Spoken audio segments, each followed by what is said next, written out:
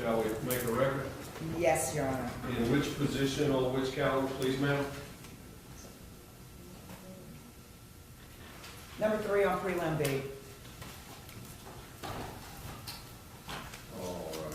Ms. Washington will make a record. This is the matter of State of Georgia versus Barron Brantley, case 19 CP 187761.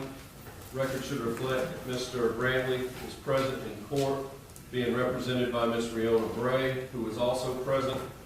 DA's office is being represented by Mr. Adam Abadi.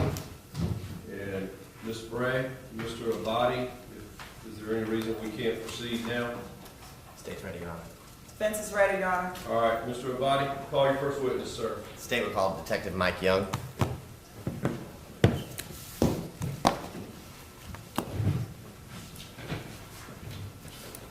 Raise your right hand. Do you swear affirm the testimony you're about to give the court is the truth, the whole truth, and nothing but the truth, so help you God? I do. Let's see.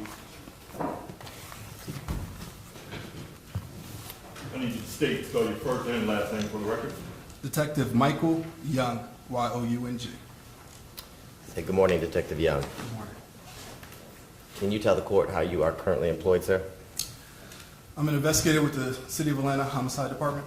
And how long have you been an investigator with the City of Atlanta? About 8 years now. And how long have you been in the homicide unit? 6 years.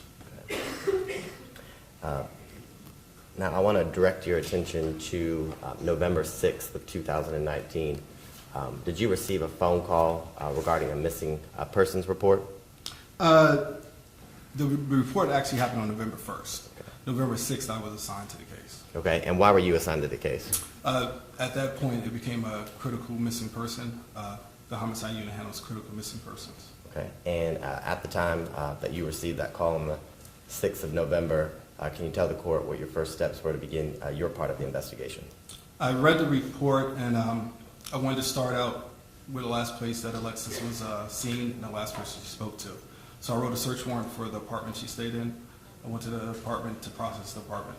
Okay, and just for the court's knowledge, when you say Alexis, who was the missing person? Alexis Crawford. Okay, and you said you did a search warrant for her apartment. Where was her apartment located? At 765 McDaniel Street Southwest, apartment 1429. Okay, and is that here in Fulton County, sir? Yes, sir. Okay, and after you got the search warrant signed, can you tell the court what you did in the apartment?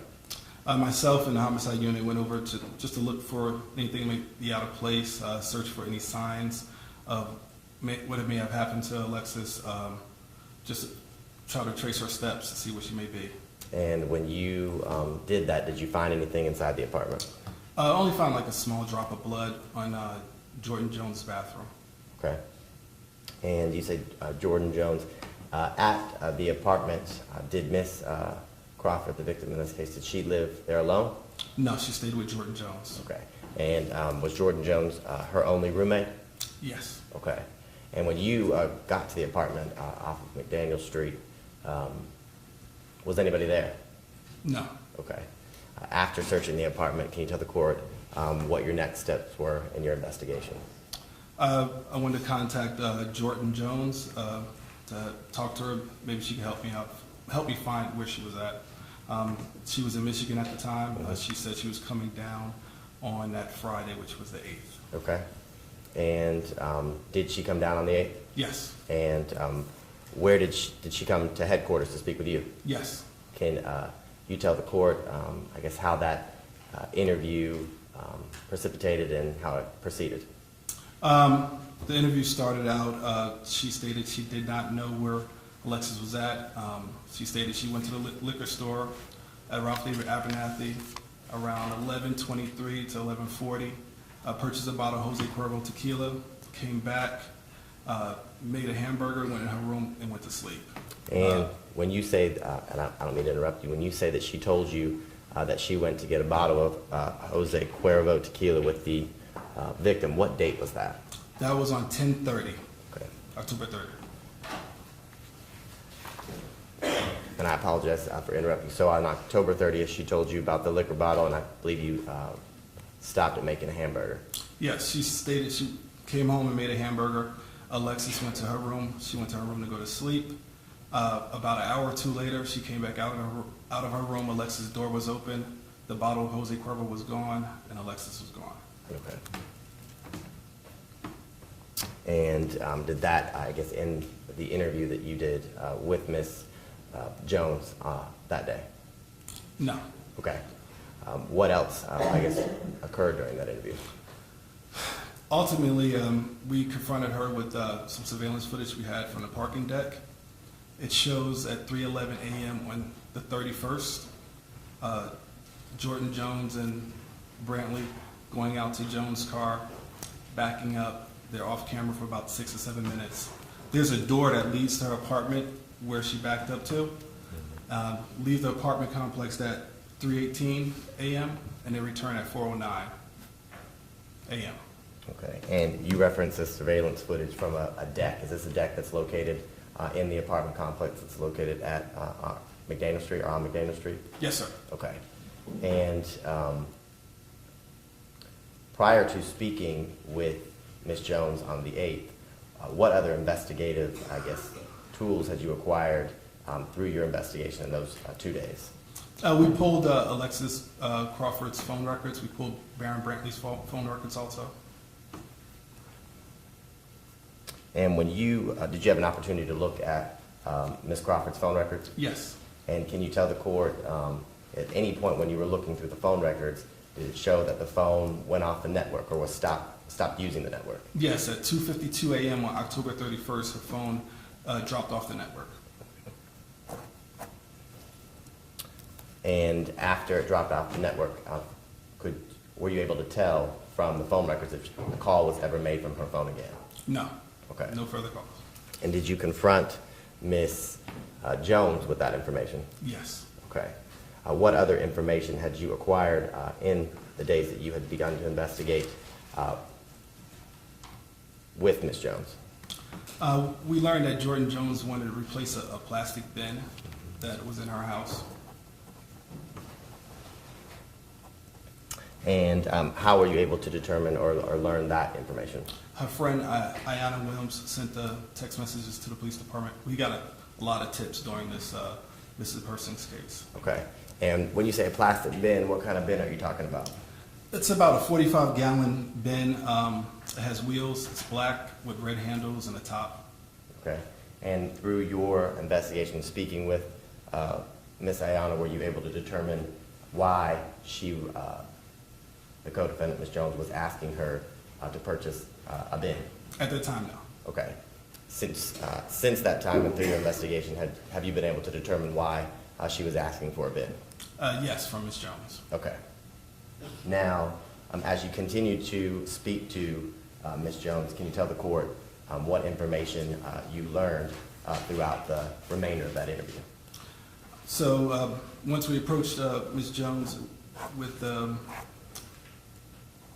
she stated she stayed in the house all night by herself. She stated nobody else drove her car. She stated she didn't leave the house until the next morning. I confronted her with the surveillance footage and said, "You left out at 3:11. You was with somebody." Then she finally stated that Barron Brantley was inside the house with her. Her and Alexis got into a fight, and during that fight, Barron Brantley came outside of the bedroom and choked Alexis. Okay. And I just want to back you up for a second. Did she explain or tell you what the fight was about? She said she couldn't remember because she was drinking.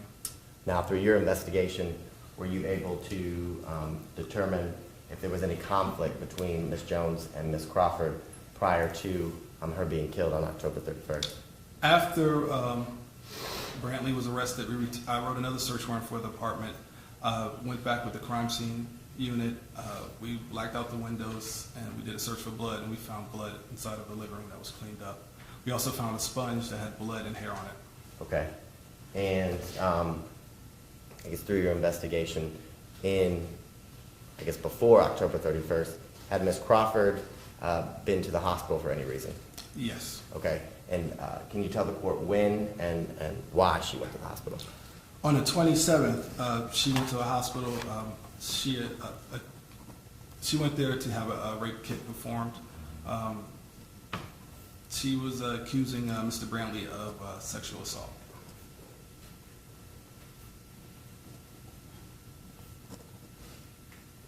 Okay.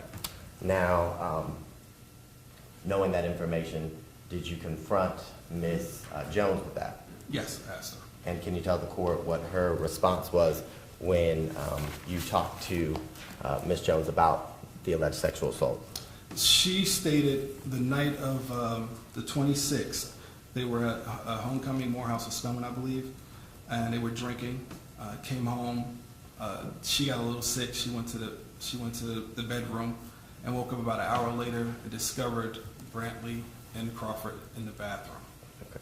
And when she knocked on the bathroom door, Brantley came outside and said, "I didn't touch her. I didn't rape her."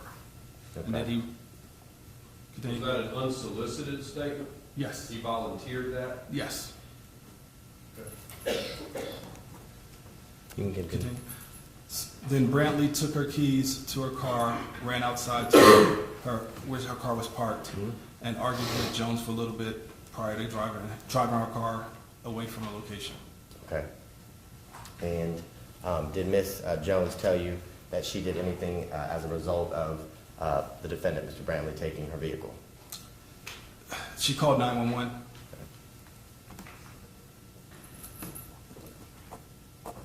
And was her vehicle eventually returned to her? Yes. And during, I guess, the conversation with Ms. Jones and through your investigation about the sexual assault, were you able to determine if Ms. Crawford, she was awake or passed out during that? The conversation with Ms. Jones? No. Okay. And the conversations with other individuals from the hospital as well as other members of the Atlanta Police Department, what were you able to determine? Ms. Crawford told them she was blacked out.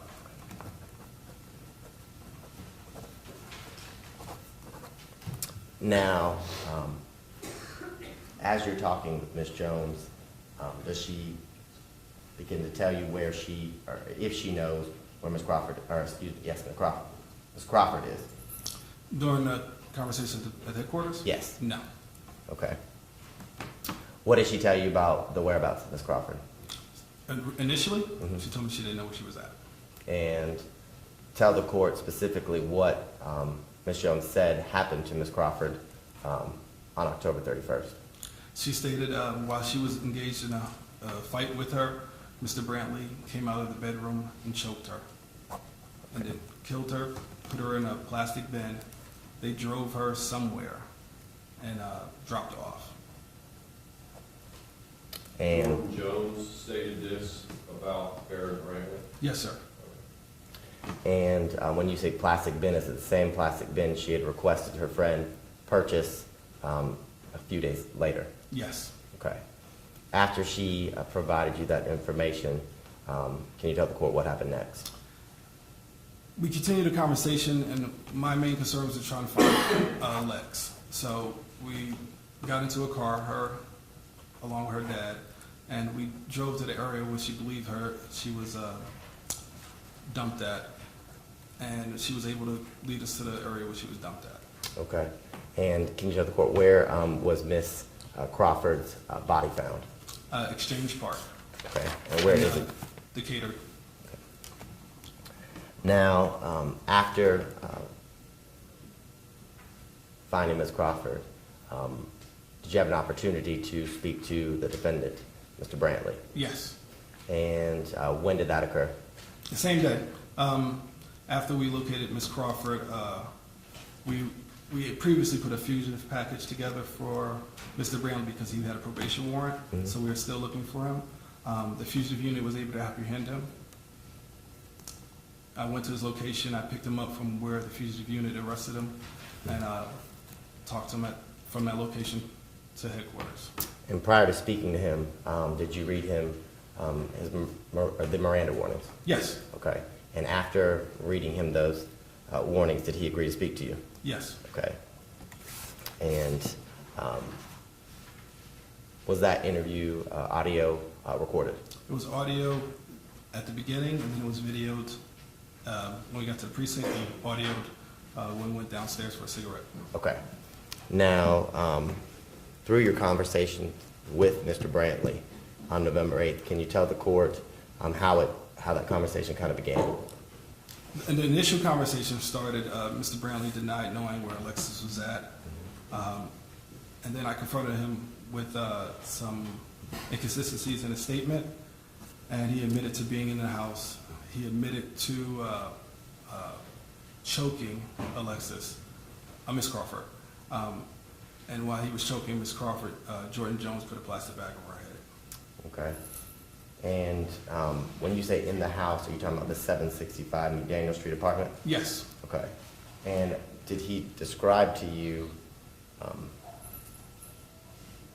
when Miss Crawford was placed in the Rubbermaid bin, the storage bin, if she was still alive?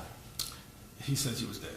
And can you tell the court how he was able to describe to you that he knew that she was deceased? She said she was breathing like, she was struggling to breathe, and she had sounds of agony. Okay. And did he describe to you that when they put her in the bin, that she was no longer breathing? Yes. Okay. And that all occurred at the 765 McDaniel Street apartment? Yes. And that's here in Fulton County? Yes. Okay. Now, when Mr. Brantley was, I guess, describing to you what him and Miss Jones did to Miss Crawford, where was this occurring? This occurred in the living room of 765 McDaniel Street. Where did the actual interview occur? I'm sorry. Oh, the interview, I'm sorry. The interview was down, first it started in the headquarters in our suspect room, then it was down in the bay. He wanted a cigarette. Okay.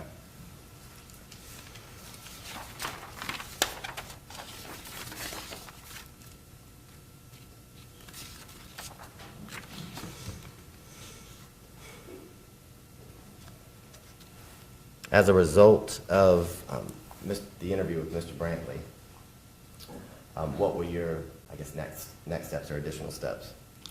Like I said, I searched the apartment again, but was obtained arrest warrants for Jordan Jones. Okay. And what were those arrest warrants for? Murder. And were the same warrants taken out previously or prior to you taking the warrants for Ms. Jones for Mr. Brantley?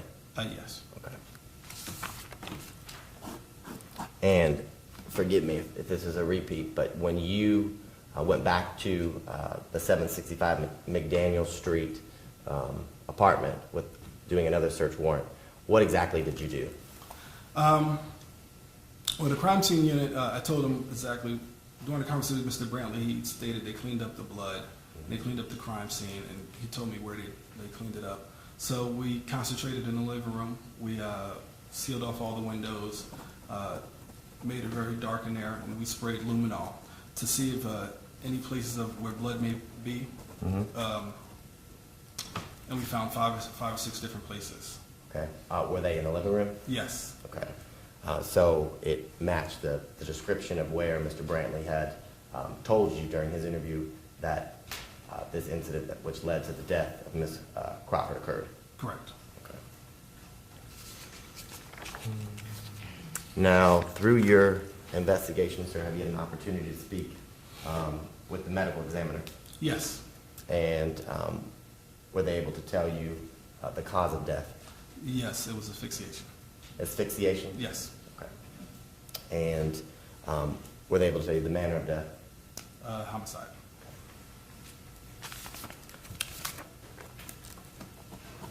And Detective Young, do you see the individual that you spoke to, Barron Brantley, on November 8th here in this courtroom? Yes. And if you'll do me a favor, if you will point and identify him by an article of clothing. He's wearing a blue jumpsuit next to Miss Bray. Your Honor, if we'd let the record reflect that the detective has identified the defendant. The record will so reflect.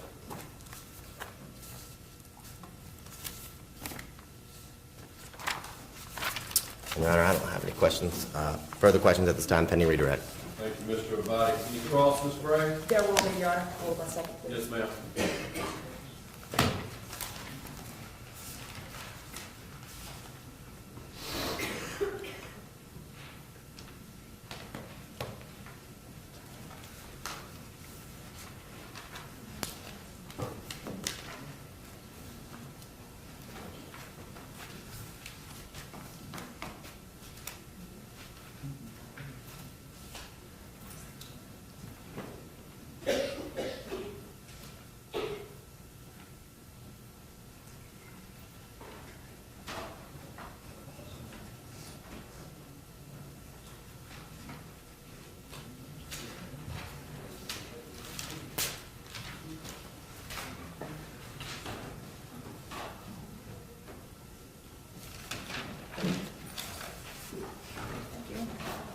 All right, Detective Young, how are you? How you doing? Okay, just, I don't know if there was maybe I misunderstood something. You stated that her friend, Ayanna Williams, Yes. made a phone call, a little tip to the police, right? Not a phone call. She sent screenshots of her text messages between her and Jordan Jones. So now I missed that. I'm sorry, my bad. She sent screenshots to Sergeant Mitchell between Jordan Jones and her, Between Jordan Jones and Ayanna Williams. and Ayanna Williams. Yes. And those text messages were from 2 days after Miss Crawford was I can missing? refer to my notes if I can check the times. Yes, please do that.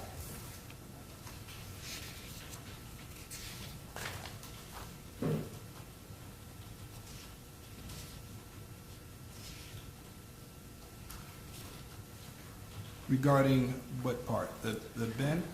Okay, when were the when was Jordan Jones asking Ayanna Williams to help her replace a bin? That started on the 3rd of November. November 3rd? Yes. Okay. Now, let's go back to the video from the parking deck. You said that the video shows Jordan Jones getting in her car along with Mr. Brantley, and they move it over to a door that was connected to their apartment or something? No, What's that part? it backs out of view, and they back up to, it's like a vestibule. It has a door that has 6 steps that leads to their hallway where their apartment's located at. Okay. And so you don't see what's taking place there? No, Okay. And Jordan is driving, right? No. Who's, Mr. Brantley? Mr. Brantley. Okay. And when they leave out of the parking deck, was there video showing the direction that that car goes in? No, No video. no video. You see it traveling through the parking deck, Okay. but they don't have video of the exit. Of the exits to that apartment That's correct. complex, I meant, yeah. Yes. Okay. And the car leaves at what time? At 3:17. Okay, and it comes AM. 3:17 a.m., so Yes. this is Halloween morning, right? Yes. And then it comes back in view into the parking deck at 4:09 4:09. a.m. Okay. All right. When Miss Crawford's body was recovered, was it inside of a bin, a plastic bin? No, it had fell out. It had fallen out of the bin? Yes. Because it was a hill. Once they pushed it over, the bin came open and her body was up right next to the bin. Okay. All right. And y'all have recovered the bin, correct? Yes. Okay, so. Okay.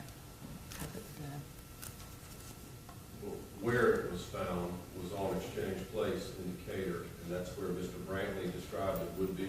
Exchange Park. Exchange Park, Yes. excuse me. Okay, I thought it was Miss Jordan who described where it would be, or who took y'all No, to the, Yes, Ms. Jones took us to the. Miss Jones, right? Yes. Okay. So she was in the car with you and traveled with you to where she thought it was? Well, we tried a couple of parks before then, and then we finally got to Exchange Park, and that's what she stated. Once we went into Exchange Park, this is going to be the park. Okay.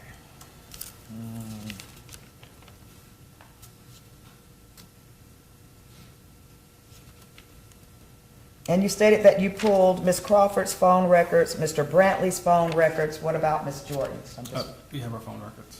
so you pulled everybody's phone records? Yes, at that time of the interview, we didn't have her phone records. At the time of Miss Jordan's interview, you did not have her phone records? That's correct. We had, Okay, we- but you had Mr. Brantley and you had Miss Crawford? Yes. Okay.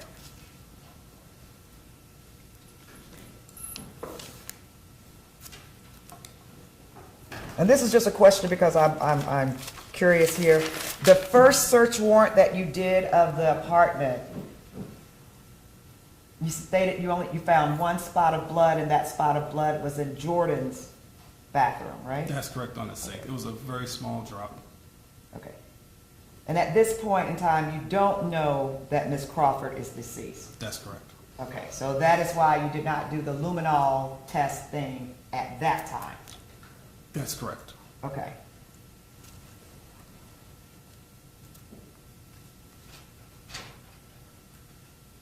And is it the first search warrant, or the first search that you do, or the second search where you say you found a sponge that had blood and hair on it? It was a second search The second search. And where was that sponge found? on the kitchen sink. In the kitchen sink. Okay. And was there any evidence of blood other than that sponge shown in the kitchen? No. No. Okay. So you believe that what happened took place solely in the living room area? Yes. Okay. Now, let me ask you this. Because the apartment is on the third floor, right? I believe so. Right? And so Yes. there are apartments on either side of it, correct? Yes. Okay, so those people were questioned Yes. during this investigation? Yes. Okay. Were they questioned about the particular night, October 30th leading up into October 31st? Were they questioned about whether or not they heard anything take place from Jordan and Miss Alexis' apartment? They haven't been questioned since the arrest. They've been questioned. It was questioned before to try to figure out what happened to Alexis, and they didn't hear anything out of place. Okay. Did anybody see anything, such as a bin being moved? No, ma'am. I think because it was 3 o'clock in the Good morning. morning. Okay. You know. All right.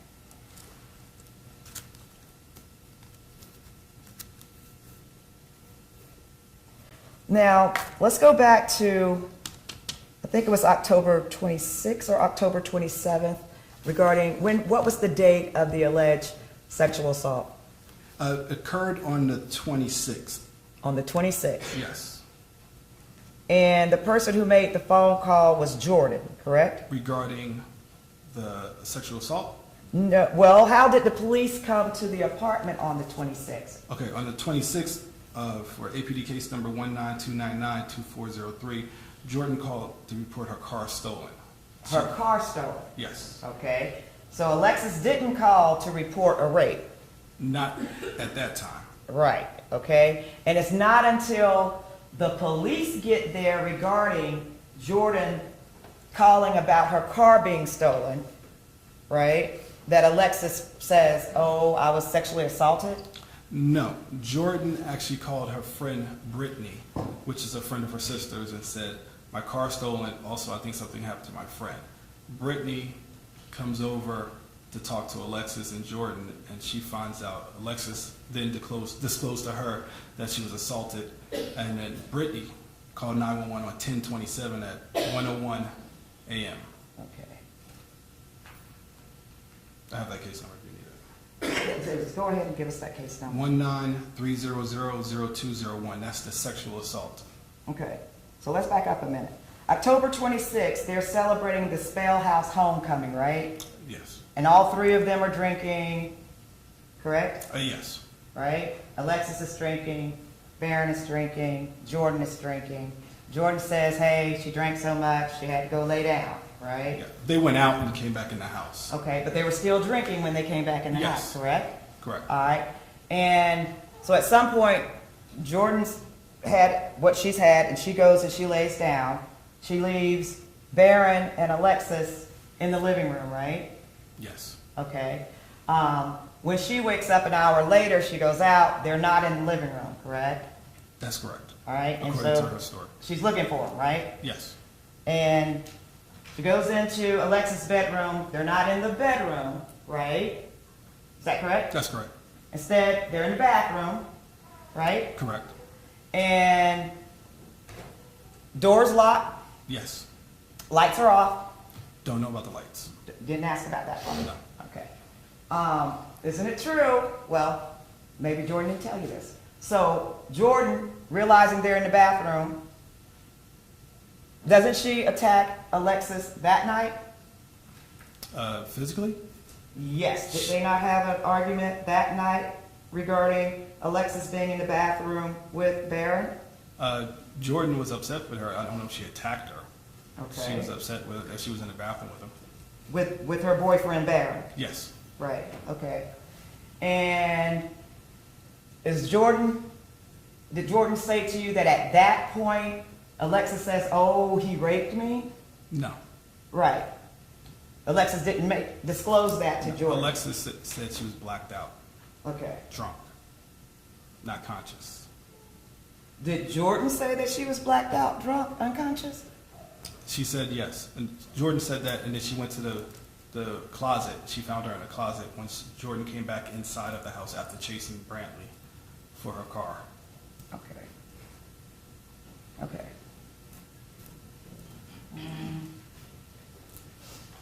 All right. And so Jordan is calling 911 regarding the car. Yes. She's not calling 911 regarding, hey, my roommate has been sexually assaulted. No. No. Okay. And this Brittany person, who is this Brittany person? It's like a mentor.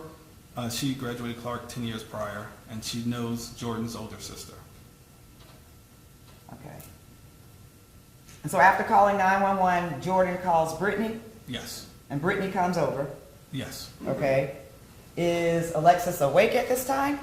According to Brittany, Alexis is sitting on the ground. She's crying. Okay. And after Brittany speaks to Alexis,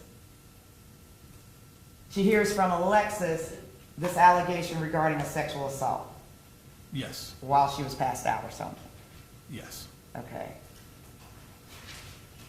And then Brittany, does she call 911? Yes. Okay. So it's 2 phone calls to 911. Yes. Okay. Have you spoken to any of the people that Miss Alexis spoke to at Grady? No. No. Okay. So when Brittany called 911, an officer responded though, right? Yes. Shouldn't there have Officer been- and I'm sorry. Go And ahead. fire and EMS. So all those people responded? Yes. Okay. So have you spoken to the officers who came that night? We have body cam footage from one of the responding officers. I haven't spoken to the fire or the EMS personnel. Okay, but you've seen the body cam footage from that officer who From- responded that night? Yes, one of them. One of them. Okay. Regarding I just wanted to figure out what Alexis told the officer.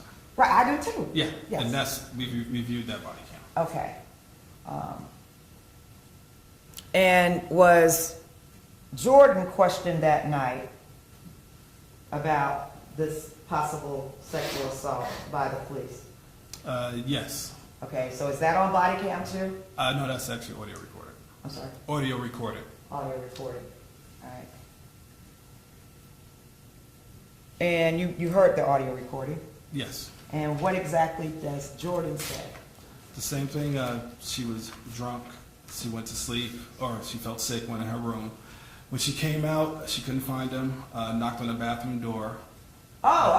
So she knocked on the bathroom door? Yeah, because it was locked. Right. It wasn't that he just came out and said, hey, nothing happened, blah, blah, blah. She's banging on that bathroom door. Yeah, She said that, right? yes, Because her roommate is in there with a boyfriend. yes. Yeah. Or she was trying to find him. Right. Okay.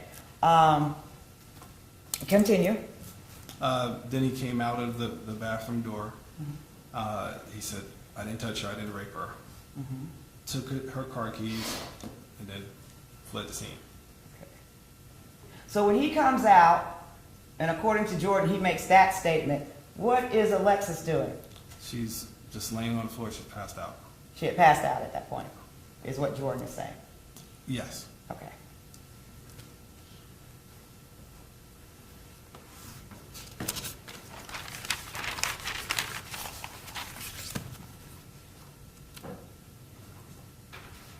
So is Jordan the one who gets Alexis out of the bathroom and puts her in the Mr. Gray, I'm closet? gonna stop this at this Well, point. We got straight, and I've given you plenty of room, okay? I know. But we are now so far from our legal purpose for being here, I'm gonna reel you back in. Alrighty, Your Honor. You got anything else relevant to a murder? Okay, I will get to that, Your Honor. Get to it now. Yes, Your Honor. So, on the night that Jordan says she takes Alexis to the liquor store, right? That would be October 30th? Yes. Right, okay.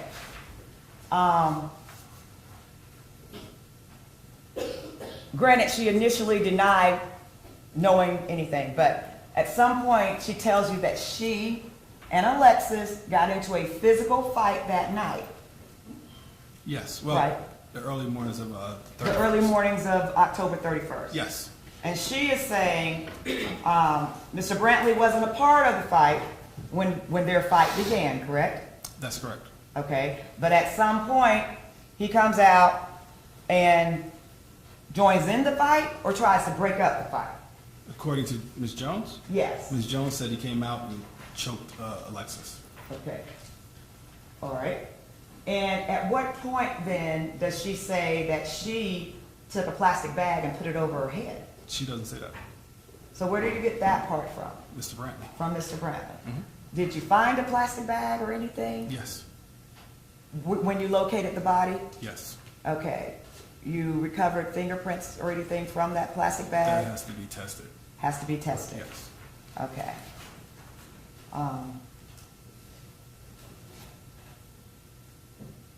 Wait a minute.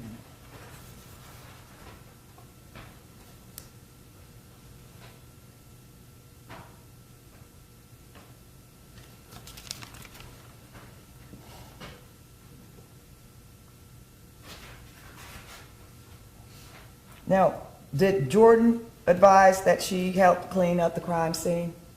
She said no. She said no. No.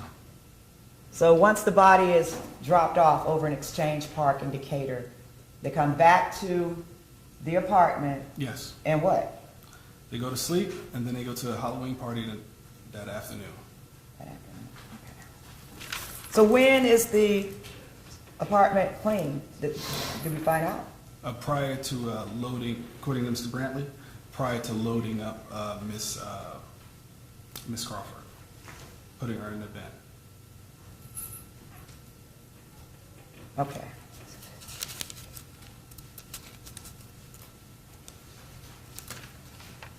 One second.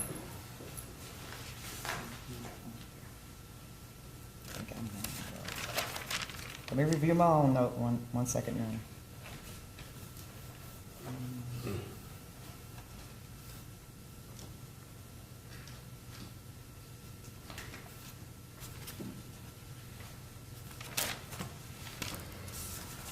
All right, no further questions, Your Honor.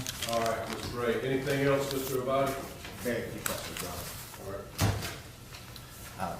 Detective Young, just to clear, Before you start, just so that Ms. Bray and Mr. Brantley have some notice, what charges are you requesting probable cause on? murder, felony murder, aggravated assault, strangulation, and concealing the death of another.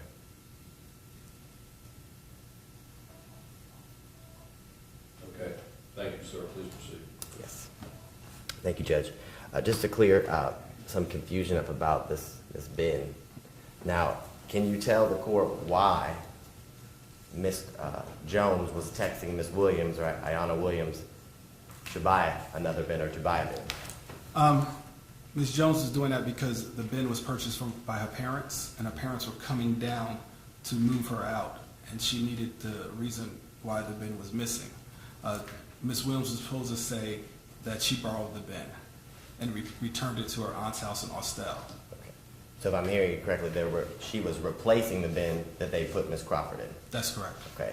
And when Ms. Crawford was found in Exchange Park, can you tell, you said there were branches and things covering her body. Was she wrapped in anything? Yes, a blue blanket. And was there anything else of note that you noticed that was on her body? The plastic bag, which had a hole in it, which Mr. Brantley's statement stated when Jordan covered her face, she ripped a hole into it to breathe. She had her hoodie that she had on at night tied, her hands were bound, and a blue t-shirt was around her neck. Okay. Anything else that you found unusual as well that was with her body? There was some white substance on her body. It appeared to be baby powder to me. I'm not sure. That's being tested. Now, during your interview with Mr. Brantley, after the 27th, when the alleged sexual assault occurred, where did Mr. Brantley tell you where he had been from the 27th through the time, the 31st, when Miss Crawford was killed? Yes, Ms. Jones snuck him back in the house, and he actually stayed in the room, Ms. Jones's room. And they have like a roommate floor plan where you can close the door, just use the bathroom and the bedroom. He stayed in there until the night of the murder. And during that interview, did he tell you if Miss Crawford knew he had been there at all that time? Yeah, he said she didn't know. He actually was in the house alone with Miss Crawford at some point, and she never knew he was in there. And because he was just closed in Miss Jones's bedroom? Yes, Miss Jones had to go to class. And just for clarity, when did he come out of Miss Jones's bedroom? The night of the murder. Okay. And was that during the fight between the two girls? Yes. Okay. No further questions, Judge. Anything else, Ms. Bray? No, Your Honor. All right, Mr. Abadi, can Detective Young step down? Yes, Judge. All right, thank you, sir. Any other evidence from the state? No, Judge. All right, any evidence from the defense, Ms. Bray? No, Your Honor. Any argument? I'm just seeking a ruling, Your Honor, at this point. All right, so you're submitting on the record? Yes, Your Honor. All right.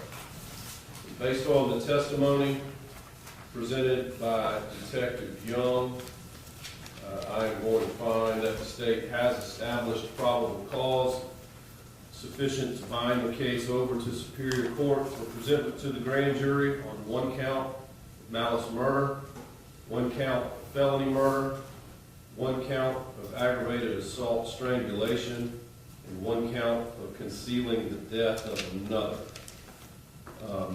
Mr. Brantley, what this means, sir, is that someone besides the prosecutor and the police have had a chance to hear the evidence and make a decision as to whether or not there is sufficient evidence in the record created today for the case to move forward. And I find that there is sufficient evidence for the case to move forward.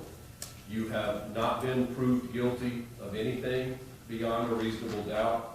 You remain presumed innocent, and that presumption will remain with you until it's overcome by the state, okay? At this proceeding, by law, hearsay is admissible. And also the testimony of a single witness is sufficient to establish a fact at this proceeding. So the rules here are somewhat relaxed when compared against the rules that will regard the presentation of evidence at an actual trial, okay? So my burden is lower than that of a fact finder at a trial where your guilt or innocence is at issue. Today is simply an opportunity for somebody who's not the DA and not the police to hear the evidence and not to find that there's sufficient evidence to move the case forward. I do not have jurisdiction to consider bond for you today. That has to be done before the presiding Superior Court judge. I know that Ms. Bray is familiar with the procedures and the timing involved in that, and I would anticipate that she would pursue that on your behalf. All right, sir? You have to just make sure you understand what I'm saying. All right. And so, before we close the record, is there anything else, Ms. Bray? We just need we're gonna reset to the 90th day, the same day as Ms. Jordan, I guess. You agree, Mr. Abadi? Yes. All right, so the 90th day, Ms. Fisher, is? February 10th. And Your Honor, I'm sorry, it would be February 9th for Mr. Brantley, because he was arrested one day prior to. Well, because I'm basically out of jurisdiction today anyway, and because presiding Superior Court judge would have to hear his bond. Unless there's an objection, I will keep them on the same day. That's And fine. the night falls on Sunday. Excuse me? The night falls on Sunday. Okay, so it'll be Monday, February 10th, Yes. 2020 will be our reset date. Anything else, Mr. Abadi? Nothing further from the state. Ms. Bray? No, All right, then this matter is concluded.